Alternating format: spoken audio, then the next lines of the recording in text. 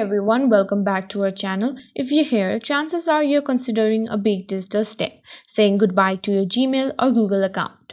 Whether it's for privacy concerns, simplifying your digital life, or just because you have too many email accounts, you're in the right place. Today, I'll guide you through the process of permanently deleting your Gmail or Google account. So, let's dive right in.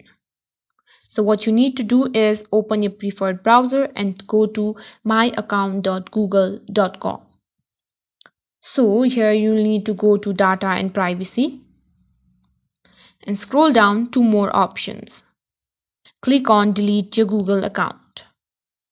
After re-entering your password, you'll see a page outlining what will be deleted.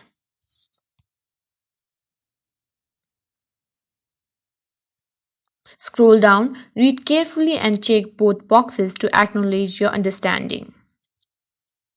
Finally, click delete account. And that's it. Remember, this action is permanent, so make sure you've backed up all necessary data before proceeding. I hope this tutorial was helpful. If you have any questions or need further assistance, feel free to drop a comment below.